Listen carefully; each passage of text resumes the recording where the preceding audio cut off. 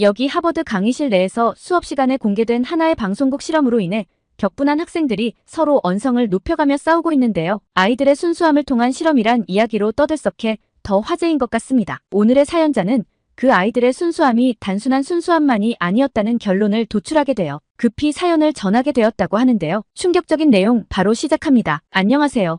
저는 하버드 대학교 경제학과에서 유학 중인 배나현이라고 합니다. 얼마 전 제가 듣고 있는 행동경제학 수업에서 정말 놀라운 일이 있었답니다. 그날 수업은 평소와 다름없이 시작됐어요. 하지만 교수님이 갑자기 오늘은 수업 시작하기 전 특별한 실험 결과를 공유하고 싶습니다라고 말씀하시더라고요. 그 순간 강의실 전체가 긴장감으로 가득 찼죠. 교수님은 해외 방송사에서 진행한 실험에 대해 설명하기 시작했어요. 이 실험은 어린이들의 순수한 눈으로 동아시아 3국을 바라본 것입니다라고 하셨죠. 실험 내용은 정말 흥미로웠어요. 어린이들을 한국, 일본, 중국에 보내 직접 체험하게 한 거였거든요. 실험의 객관성을 위해 영국과 중국 프로듀서도 참여했다고 해요. 아이들의 솔직한 반응을 통해 각 국가의 장단점을 알아볼 수 있었습니다라고 교수님이 설명하셨죠. 이 실험의 핵심은 순수한 어린이들의 눈으로 아시아를 바라보는 것입니다라고 말씀하셨죠. 정말 흥미로운 접근 방식이었어요. 먼저 일본에 대한 어린이들의 인식부터 살펴봤어요. 아이들은 일본 음식에 대해 정말 좋아했대요. 스시, 라멘, 타코야키 같은 음식들이 아이들의 입맛을 사로잡았습니다라고 교수님이 설명하셨어요. 특히 달고 바삭한 과자들이 인기가 많았다고 해요. 일본의 또 다른 장점은 귀여운 캐릭터 문화였답니다. 산리오, 포켓몬, 토토로 같은 캐릭터들이 아이들의 마음을 사로잡았어요. 아이들은 이런 캐릭터들이 그려진 물건들을 정말 좋아했대요. 하지만 일본에도 단점이 있었어요. 편의점에서 쉽게 볼 수 있는 성인 잡지들이 문제였습니다라고 교수님이 지적하셨어요. 아이들에게 부적절한 환경이라는 평가가 많았대요. 다음은 중국에 대한 이야기였어요. 솔직히 말씀드리면 중국에 대한 평가는 그리 좋지 않았답니다. 아이들이 중국에서 약간의 두려움을 느꼈다고 해요. 교수님은 복잡한 거리와 낯선 환경이 아이들을 불안하게 만든 것 같습니다라고 설명하셨어요. 중국 음식에 대한 평가도 좀 아쉬웠어요. 매운맛이나 특이한 식감의 음식들이 아이들 입맛에 잘 맞지 않았습니다. 하지만 교수님은 이는 문화적 차이일 뿐 중국 음식의 가치를 폄하하는 것은 아닙니다라고 덧붙이셨어요. 그래도 중국의 장점도 있었어요. 오래된 문화유산과 웅장한 건축물들이 아이들의 호기심을 자극했습니다. 만리장성이나 자금성 같은 곳들이 인상적이었대요. 마지막으로 한국에 대한 이야기가 나왔어요. 솔직히 말하면 저도 모르게 가슴이 두근거리더라고요. 교수님의 입에서 나오는 한국에 대한 평가 하나하나에 귀를 기울였답니다. 한국은 아이들에게 가장 높은 행복감을 준 나라였습니다라는 말씀에 저도 모르게 미소가 지어졌어요. 교수님은 계속해서 설명하셨죠. 깨끗한 거리, 편리한 대중교통, 그리고 친절한 사람들이 아이들에게 안정감을 주었습니다. 한국의 가장 큰 장점은 역시 문화 컨텐츠였어요. K-팝, 드라마, 그리고 다양한 캐릭터 상품들이 아이들을 매료시켰습니다. 특히 BTS나 블랙핑크 같은 아이돌 그룹의 인기가 대단했대요. 한국 음식에 대한 평가도 꽤 좋았어요. 비빔밥, 떡볶이, 치킨 같은 음식들이 아이들 입맛에 잘 맞았습니다. 다양한 반찬 문화도 아이들의 호기심을 자극했대요. 또 하나 놀라운 점은 한국의 중장년층에 대한 호감도가 높았다는 거예요. 아이들이 한국의 어르신들을 친절하고 따뜻하게 느꼈다고 해요. 이 말을 들으니 우리나라 어르신들이 자랑스럽더라고요. 특히 8살 중국 소녀 리리의 경험은 제 마음을 따뜻하게 만들었죠. 리리는 서울의 북촌 한옥마을에서 실험에 참여하고 있었어요. 좁은 골목길을 호기심 가득한 눈으로 걷던 중 갑자기 발을 헛디뎌 넘어지고 말았죠. 무릎이 까져 피가 나기 시작했고 리리의 눈에는 금세 눈물이 고였어요. 그때 근처 한옥에서 나오시던 60대 할머니 한 분이 리리를 발견하셨대요. 할머니는 놀란 표정으로 리리에게 다가오셨어요. 주름진 손으로 리리의 어깨를 토닥이며 괜찮아, 괜찮아라고 한국말로 계속 말씀하셨대요. 아무래도 북촌을 방문하는 외국인들이 많아 이런 일들을 많이 겪어보신 것 같았었죠. 리리는 할머니의 말씀을 알아듣지 못했지만 그 따뜻한 목소리에 안심이 되었대요. 할머니는 리리를 조심스럽게 일으켜 세우고 한옥 안으로 데려가셨어요. 마당에 있는 평상에 리리를 앉히신 할머니는 재빨리 집 안으로 들어가 구급상자를 가져오셨죠. 소독약을 적신 솜으로 상처를 닦아주시는데 따갑지 않게 정말 조심스럽게 해주셨대요. 그러면서도 계속 리리의 눈을 보며 미소 지어주셨고 가끔은 리리의 볼을 살짝 꼬집어주시며 웃음 짓게 해주셨답니다. 상처를 다 닦아낸 할머니는 예쁜 티니핑 캐릭터가 그려진 밴드를 리리의 무릎에 붙여주셨어요. 그리고는 주머니에서 사탕 하나를 꺼내 리리에게 건네주셨대요. 리리는 그 순간 자기도 모르게 할머니를 꼭 안아버렸대요. 할머니도 리리를 포근히 안아주셨고 리리의 등을 토닥토닥 해주셨답니다. 이 경험을 이야기하며 리리의 눈은 반짝반짝 빛나고 있었어요. 그 할머니는 정말 천사 같았어요. 한국의 할머니들은 모두 천사인가요? 라고 물었죠. 리리의 이야기를 들으며 저는 우리나라 어르신들의 따뜻한 마음이 얼마나 큰 힘을 가지고 있는지 다시 한번 깨달았어요. 언어와 문화의 장벽을 넘어선 이 작은 친절이 어떻게 한 아이의 마음을 사로잡았는지, 그리고 그것이 어떻게 국가 이미지로 이어지는지 직접 볼 수 있었죠. 이런 따뜻한 마음이야말로 우리나라의 진정한 매력이 아닐까 싶네요. 물론 한국에도 단점은 있었어요. 빠른 걸음걸이와 바쁜 일상이 아이들에게 약간의 압박감을 주었다고 해요. 하지만 이는 오히려 한국의 역동성을 보여주는 것 같아 그리 나쁘지만은 않았죠. 교수님은 마지막으로 이렇게 말씀하셨어요. 이 실험 결과는 완벽하지 않습니다. 하지만 우리에게 각국의 문화를 새로운 시각으로 바라볼 수 있는 기회를 제공합니다. 이 모든 이야기를 들으면서 저는 많은 생각이 들었어요. 우리나라에 대한 긍정적인 평가가 기뻤지만 동시에 다른 나라들의 장단점도 객관적으로 바라볼 수 있게 되었죠. 그때였어요. 갑자기 뒤에서 누군가가 손을 번쩍 들더니 큰 소리로 말했어요. 교수님, 이 실험 결과는 너무 편향되어 있습니다. 돌아보니 중국에서 온 왕웨이 학생이었어요. 그의 얼굴이 불그락푸르락한 게 화가 난 것 같았죠. 왕웨이는 계속해서 말했어요. 중국에 대한 평가는 너무 부정적입니다. 우리나라의 장점은 하나도 언급되지 않았어요. 이건 공정한 실험이 아닙니다. 그의 목소리에는 분노와 실망감이 가득했죠. 다른 중국 유학생들도 하나둘 왕웨이의 의견에 동조하기 시작했어요. 리밍 학생은 중국 음식이 아이들 입맛에 안 맞았다는 건 말도 안 됩니다. 우리나라 음식은 세계적으로 인기 있잖아요 라고 말했고, 장희 학생은 중국이 무서웠다니 그건 아이들에게 어떤 선입견을 심어준 거 아닌가요?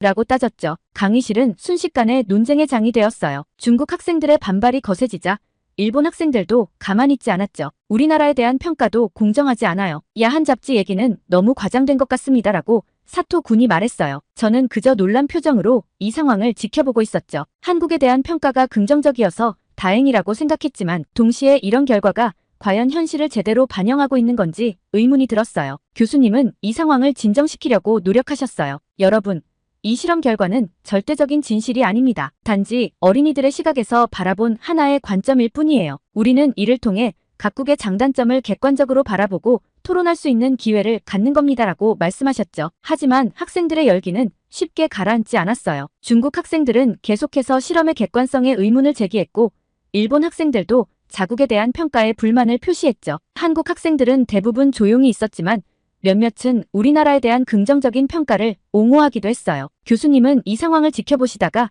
갑자기 말씀하셨어요. 여러분, 이 실험 결과에 대한 여러분의 반응이 흥미롭네요. 이것이 바로 오늘 우리가 배울 확증 편향과 관련이 있습니다. 교실이 조용해졌고 모두의 시선이 교수님께 집중됐어요. 확증 편향은 행동경제학에서 중요한 개념 중 하나입니다. 이는 사람들이 자신의 기존 신념이나 가설을 지지하는 정보는 쉽게 받아들이고 그에 반하는 정보는 무시하거나 불신하는 경향을 말하죠. 교수님은 계속해서 설명하셨어요. 방금 전 우리가 본 반응들이 바로 이 확증 편향의 좋은 예시입니다. 각국 학생들은 자국에 대해 긍정적인 결과는 쉽게 받아들이고 부정적인 결과는 의심하는 모습을 보였죠. 그러면서 교수님은 칠판에 프레이밍 효과라고 적으셨어요. 이와 함께 우리가 주목해야 할 것은 프레이밍 효과입니다. 같은 정보라도 어떻게 제시되느냐에 따라 사람들의 판단과 선택이 달라질 수 있어요. 교수님은 앞서 진행된 실험 결과를 예로 들었어요. 예를 들어 한국의 중장년층에 대한 호감도가 높다는 결과와 다른 나라의 중장년층에 비해 한국의 중장년층 호감도가 높다는 결과는 같은 내용이지만 후자의 경우 다른 나라 학생들의 반발을 더 크게 일으킬 수 있죠. 이어서 교수님은 앵커링 효과에 대해 설명하셨어요. 우리는 또한 앵커링 효과를 고려해야 합니다. 사람들은 처음 접한 정보나 수치에 영향을 받아 후속 판단을 내리는 경향이 있어요. 이 실험에서 처음 제시된 결과가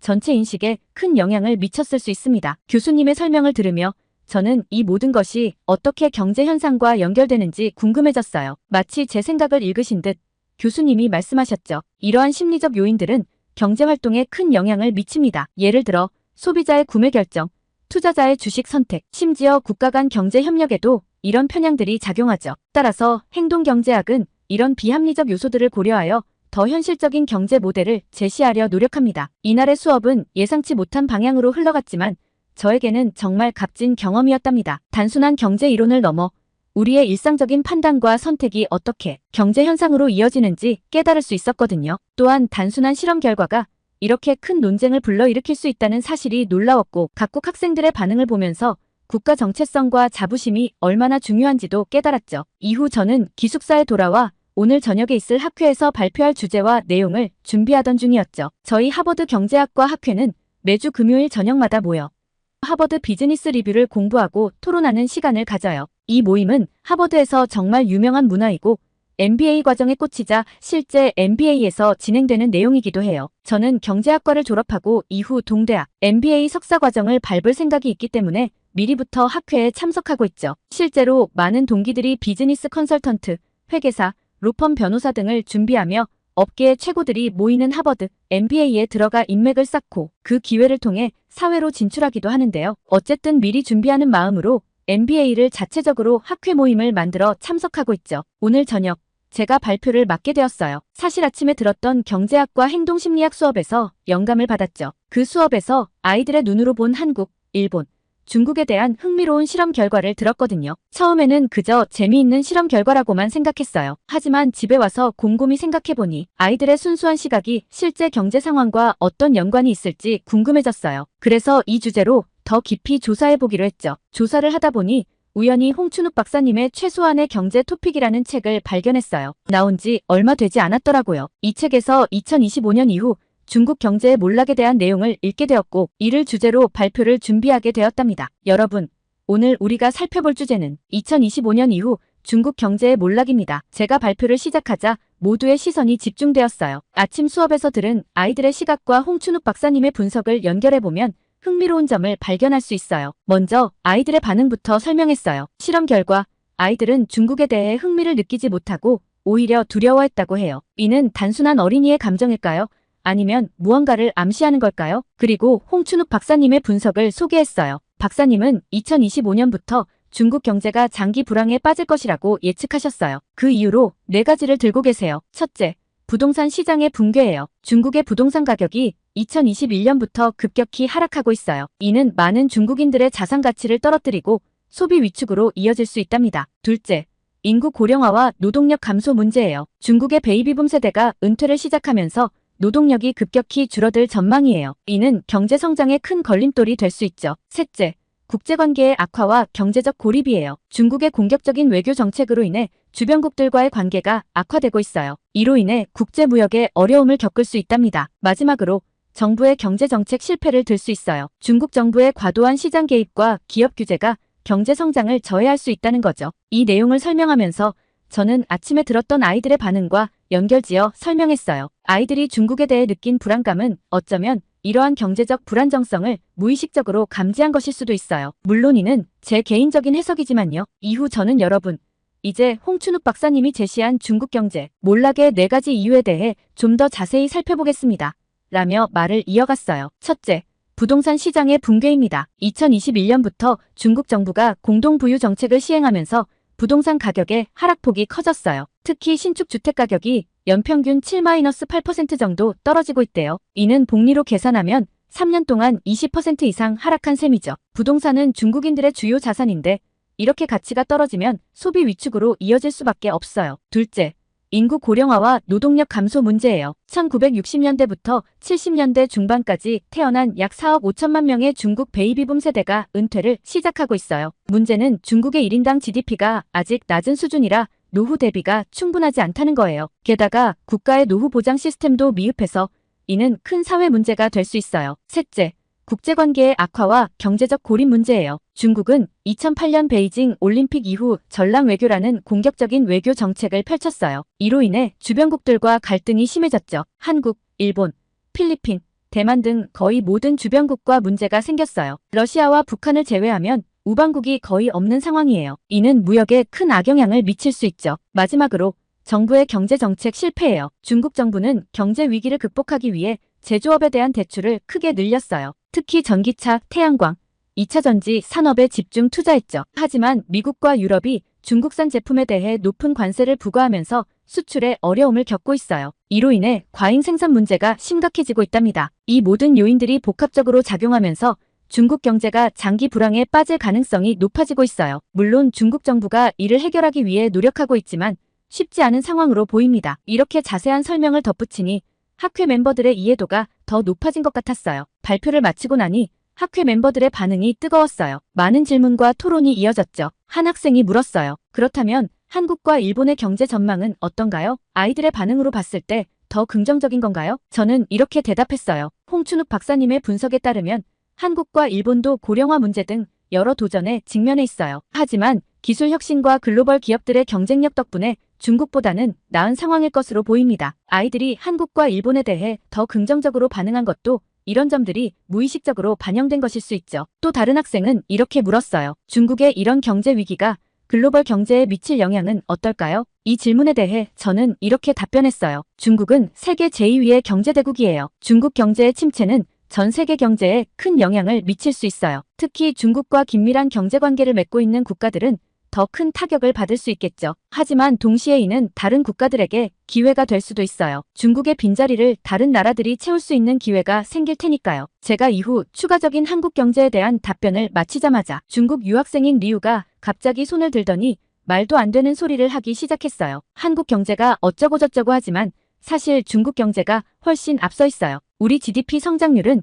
여전히 5% 이상이에요. 순간 어이가 없어서 말문이 막혔죠. 그래서 제가 물었습니다. 그렇게 경제가 좋다면 왜 중국 정부는 최근 주요 경제 지표 발표를 중단했나요? 특히 청년 실업률 통계는 왜 발표하지 않는 거죠? 리우는 당황한 듯 했지만 곧 말을 이었어요. 그건 단순히 통계 방식을 개선하는 중이라서 그래요. 곧 더 정확한 지표로 발표될 거예요. 정말 웃긴 변명이었죠. 그래서 제가 다시 물었습니다. 그럼 중국의 기술 혁신이 빠르다고 하셨는데 최근 미국의 반도체 제재로 인해 중국의 첨단 기술 산업이 큰 타격을 받고 있다는 건 어떻게 설명하실 건가요? 리우는 또 변명을 늘어놓더라고요. 그건 일시적인 문제일 뿐이에요. 우리는 자체 기술 개발에 박차를 가하고 있어요. 곧 미국을 따라잡을 거예요. 정말 어이가 없었어요. 그래서 제가 마지막으로 한 방 날렸죠. 중국은 한 자녀 정책으로 인구 구조가 완전히 망가졌잖아요. 이제 와서 뒤늦게 정책을 바꿨지만 이미 돌이킬 수 없는 상황 아닌가요? 이런 상황에서 어떻게 경제 성장을 지속할 수 있다고 보세요? 이 말에 리우는 완전히 말문이 막혔어요. 그건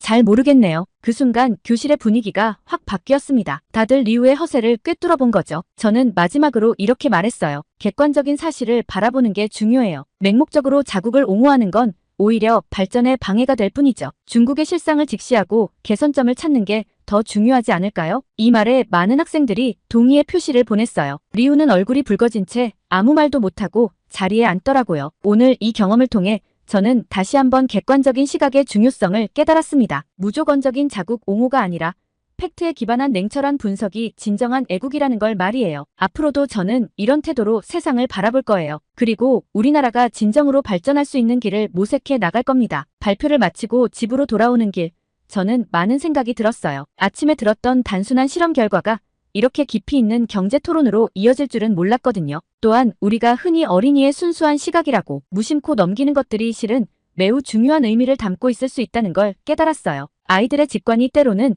복잡한 경제 이론보다 더 정확할 수도 있다는 생각이 들더라고요. 단순히 숫자와 통계만으로 경제를 이해하는 것이 아니라 사람들의 감정과 직관까지 함께 고려해야 한다는 것을 배우게 되었죠. 하버드 유학생 한국인 배나현 씨의 사연은 여기까지인데요. 수업 내용에서 나온 실험 내용을 가지고도 인사이트를 도출할 수 있다니 앞으로가 더 기대되는 청년입니다. 전 세계에서 한국인으로서 한국의 기계와 기상을 멋지게 펼치길 응원할게요. 오늘 내용이 좋으셨다면 구독과 좋아요 꾹 눌러주시고 더 좋은 사연으로 찾아뵐게요.